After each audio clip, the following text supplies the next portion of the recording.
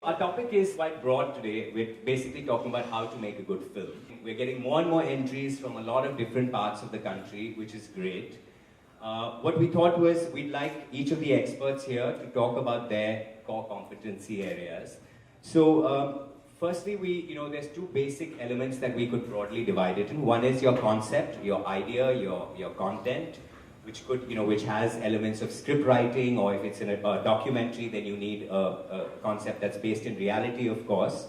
And then on the other hand, we also have technicalities, which will come. So we're talking between two broad areas. One is your concept, and the second is the technicalities involved, and how both can be used to produce and to make good films. So would you like to talk a little bit about the scripting process, the writing process, which is kind of the place where it all begins? Concepts come from the heart. It is something you believe in. It is something you have, you have, let's say, an intense engagement with, whatever it is. You can't choose a concept based on its sex appeal. You will see a lot of films are made which become very successful, and then copycat films are being made after that, which typically do not come up to the mark of the first film. Concepts are something that you absolutely need to love so much that even 2 years later, when you're frustrated writing a script, you can go back and renew that love for the concept.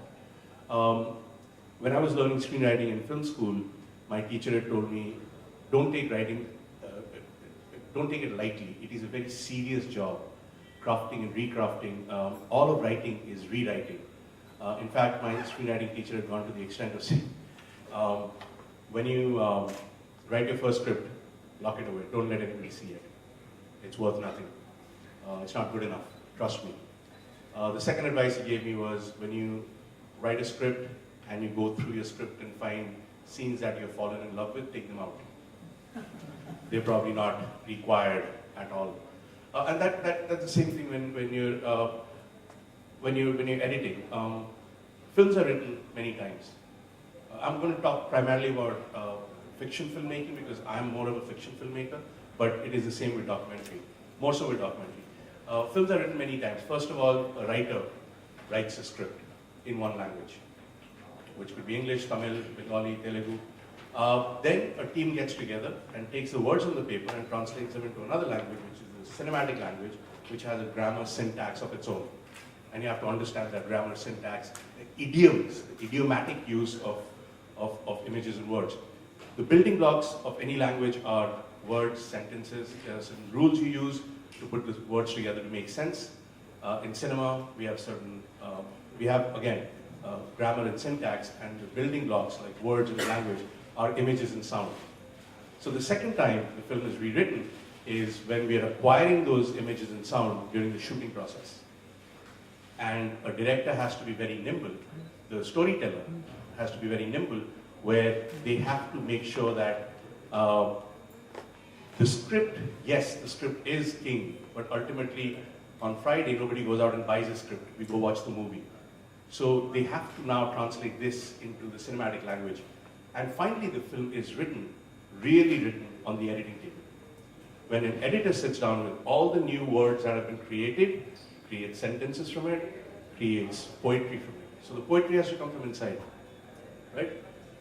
So from the concept idea to the final screening of the film is a long process where you might lose steam, and that's where the strength of the concept comes in. People tend to have the perception that in documentary you just need a great idea, and once you have an idea you can just start shooting it and the film will just happen. Is that? No. Just like just as you spend a lot of time writing and rewriting a script in a feature film or in a fiction film, that is replaced by research in a documentary. Yes, a great idea is very good, but then great research has to follow that. And documentary is all about research. See, the point about a documentary is that it has to have a point of view, yours. There is nothing real. There is no reality. As soon as I put a camera down, anywhere, I am impacting what the camera is seeing. I'm impacting reality, so to speak. All right, so there's nothing real. You have to have a point of view. You have to absolutely be saying something to someone. For that, you need research. So now we are seeing the release of few documentaries on screen. The Rat Catchers was one that comes to mind. So there have been limited, Seven Islands and a Metro, there have been limited films that have gotten documentary release in India as well. And they're being played at mainstream cinemas like PVR. So documentary is obviously a stream which is picking up. And just to interrupt, documentaries are also appearing in Crossroads. Right. In DVD format. So, again, this is something that we see in the preview films that, a lot of films, there is a nice idea, but the acting is sometimes so over the top or so, the pitch is at a different level. So quite often that can really, just damage a film completely. And on the other hand, you do have films where, some just a very small, subtle performance can really, kind of tie you in with a character.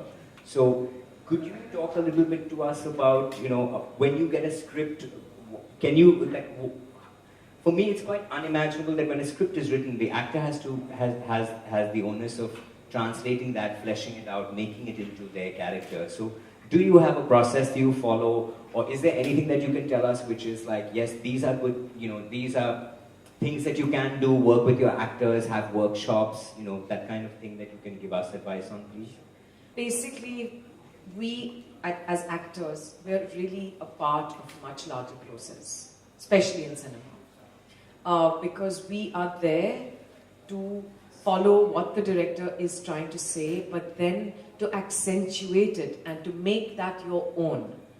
It's very easy for a director to say that you walk from here, you come, you sit down, you do this, and that's what you do, and you go home. But how do I make this character believable, truthful? Everything is about truth. And everything that I do as a performer is trying to arrive at that truth, so that when you are in the darkened auditorium watching me, you feel this is really happening. You forget that you're watching a film. And to arrive at that is not easy. So all our work that we do in terms of training actors, or in terms of, you're training yourself, is therefore to understand humanity better. Because unless I understand humanity, it's impossible for me to really get under the skin of another human being. And I think that's the challenge for actors, and the joy of it, and the high of it, that you get to play all these different people. Great. So Abhijit, let me pick up on this with you. Shanaz talks about the importance of the actor-director relationship. So as a director, do you have a certain methodology? Do you advocate, or do you believe in certain things that a director should do to facilitate this process, to make it easier? I think that the most important fundamental platform to that relationship is a relationship of respect. I think without being respectful to your actors, and actors without being, and the director has to earn that respect from the actors, by being really respectful. I don't know, there are different methods. There are lots of directors that I know about, I've heard about. They don't like to share a lot about the characters. They don't want to brief the actors about the characters. They want to take it scene by scene. You just do this in this scene, because the whole scheme of things is so clear in the minds of the director. They won't do that with the actors. They won't let the actor know about the blood and flesh and the background and the backstory of the actor. But I as a director, would prefer not to go that way. For me, it's so much easier if my actor knows my character better than I do. Better than I do. I mean, as Shanaz was rightly pointing out, to own the character. How would an actor own a character unless he knows it inside out? And for that to happen, the director has to open all the doors to the actors that he's working with. And if that happens, then the trust builds up between the actors and the directors, and the relationship of trust and respect actually takes it to a different level altogether. So would you prefer to work with amateur actors, because then they are like clay, you can mold them and get out what you want them to? Or would you want to work with professional actors who get into character, or who know to get into characters? What would be your preference? I think the only difference is how much time the director is willing to spend with an actor who's probably not professionally trained, has never faced the camera before, but there's something in the mind of the director which says to him that this is the guy, and he's going He's going to give you what you want. And it's about how much time you spend with that. You know, you mold it, build it up, you know, or you just work with that person, you know, and he's going to learn. I've worked with a little kid, you know, in the last Vanishing Point film that he was talking about, a little kid from a village, he's like 10, 12 years old, and never faced the camera, and didn't have any experience at all in acting, but I think he was one of the best performers in the film, you know, he was working absolutely, you know, side by side, two professional actors also were working, and there was no point where I felt that he's weaker than them. A lot of us are doing films which are set in the LGBT sort of niche. So very often we are looking or wanting actors to play gay or to play, you know. So I'm just throwing this open. It might be complicating the discussion, but do you then choose a straight actor because he's good looking or because he's an actor with some star value? Or it depends what your project is also, obviously. Or do you go with a gay actor? And this is something I think all of us have faced who've done fictional work. For me, first thing that comes to my mind on reading the script is who suits this role. I don't care whether the person is straight or gay. I approach them. Okay? We are doing this film 68 pages and there's a beautiful gay character in it. I was very fond of a theatre actor and I thought he suited the role. Went to him, did a reading. He said like, honestly, I don't care much about the issue. Okay? I'm not comfortable. But if you want me, I'll do it. But I charge like 25,000 per day. So I said, thank you very much. I moved out. So it's like you take your chances. If you feel your actors are right, just approach them. They may agree, they may not agree. One thing that always bothers me is like totally different from your question. A lot of times I see they're beautiful concepts, okay? And then I find these very unholy combinations. You are a producer and then you are actor. And you insist on acting in that film and you screw up. This is my issue with a lot of young, and I'm sorry, as Vivek, I can say that, a lot of young gay filmmakers, this is my story, I'm directing it, I'm acting in it. That a lot of time messes it up, you know. You may not have money to pay a big actor or a professional, but if you're doing a good film, you can actually get good actors who are willing to work free. You need to go out, reach out, tell people, I don't have a budget, but I'm doing this 10-minute film, I want a good actor. But I think a lot of times, you know, we get charmed by, oh, let me see my face on screen.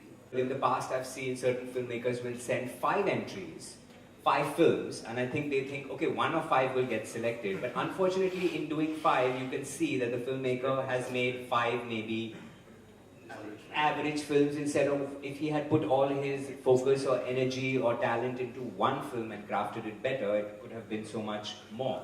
Somebody had a question to ask. So in the sound design, the background sound is little more than audible. For example, if there is a glass that just breaks down like chun, and if there is kagas and there's like the sound which is loud and which is there in all the movies, like be anything, be it Raj Kapoor, be it Anurag Kashyap, we have loud background sound. Is it really that important? Can we just have sleek, audible sound? And if you're being really true to the soundscape of that scenario, I don't think it's going to jar with the mind of the audiences too much, unless you are putting in unnecessary music to pep it up, and then it starts becoming really jarring and loud, as you were talking about. But sound design is an extensive field. I see his point that in the 60s and 70s, our sound design was like that. A glass breaking would have reverb in it. Yeah, I'm saying I'm saying that in that case, you're not being true to the space that you're working with. I think it's very important to start with, to be true to the space that you're working with, and then for some extra effects, you know, some more psychological effects, and probably do a little bit of treatment to the sound, make it sound a little unrealistic, surrealistic, or whatever, maybe to create more of a psychological space. But I'm saying that great sound design can actually take a film from here to there, you know, it can just absolutely make a mind-blowing experience for the audience. Editing is another process which is really, really, as somebody said, where your film comes together. So, any thoughts on that? Any kind of... Okay, editing is a process that does not exist in any other art form. The the actual playing with space and time. Those are the two things that, again, going back to Aristotle, he said storytelling is unity of time, space, and character. We have a certain reality. Okay. In our reality, space is constant, space is continuous. All right, so if I blink my eyes, I won't be outside. I'll have to negotiate contiguous space to go outside. Right? Again, if I blink my eyes, it won't be, oh, it's 6 o'clock already. Wow, we've been going for a while. It won't be 7. I'll have to wait 55 contiguous minutes. That is our reality, that time and space are continuous. Okay, what editing allows us to do is play with that.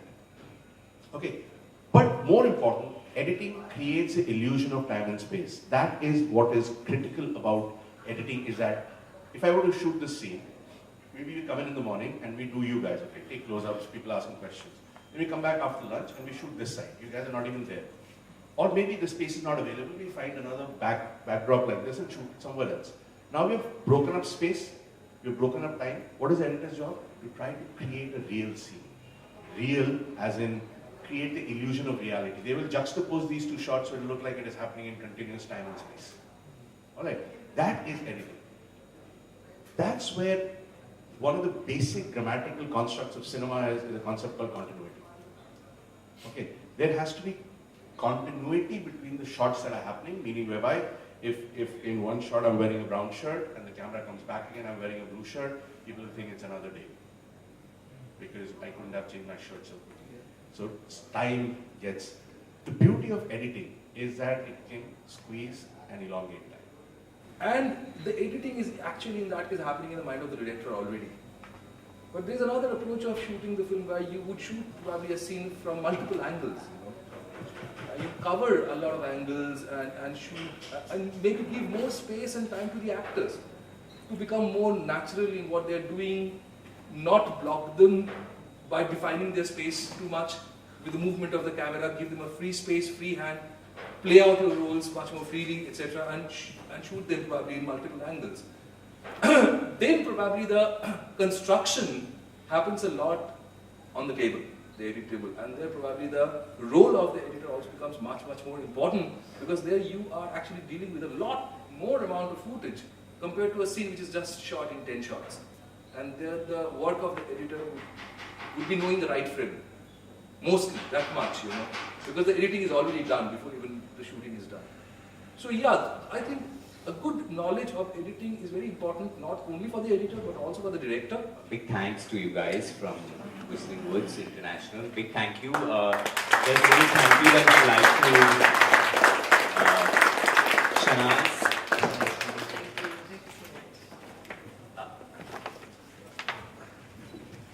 Thanks a lot. Somnath and Abhijit. Also, big thanks to the organizers at Kashish. They put in a lot of effort to make this happen. It takes a lot of coordinating and a lot of effort from Srita and everybody else. Thanks for coming.